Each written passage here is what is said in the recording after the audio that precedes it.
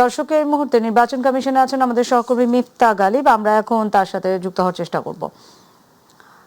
গালিব, আইন শৃঙ্খলা বাহিনীর সাথে ইসির বৈঠক সহ নির্বাচন কমিশনের কার্যক্রমে সার্বিক কি খবর আছে আপনার কাছে, আমাদেরকে জানাবেন।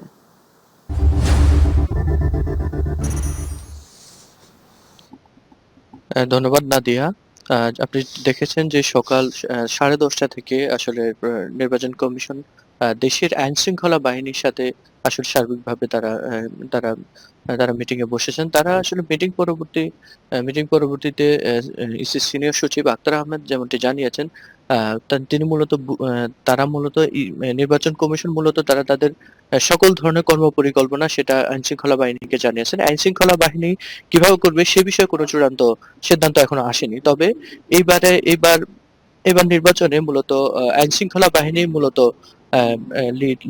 আইন শৃঙ্খলা বাহিনী মূলত লিড দিবে। তবে নির্বাচন কমিশন তারা তাদের সেল গঠনের মাধ্যমে তারা সার্বিকভাবে সে বিষয়টি মনিটরিং করবে বলে আমাদেরকে জানিয়েছেন। নির্বাচন কমিশন আরো বেশ কয়েকটি বিষয় জেনেছে যে একেবারে এখন মোটামুটি 28 ফেব্রুয়ারি পর্যন্ত সেনাবাহিনী ম্যাজিস্ট্রেট পাওয়ার নেই, মূলত তারা মাঠে থাকবে এবং এবং সুষ্ঠু এবং গ্রহণযোগ্য নির্বাচনের জন্য নির্বাচন কমিশন থেকে সকল ধরনের আসলে নির্দেশনা আইন শৃঙ্খলা বাহিনীকে দেওয়া হয়েছে, যাতে কোনো ধরনের ব্যত্যয় যেন না হয় সে ব্যাপারে কঠোরভাবে তারা হুঁশিয়ারি দিয়েছে। কারো ব্যাপারে যদি ব্যর্থ হয় তখন সে ব্যাপারে কঠোর সিদ্ধান্তের ব্যাপারেও জানিয়েছে ইসি।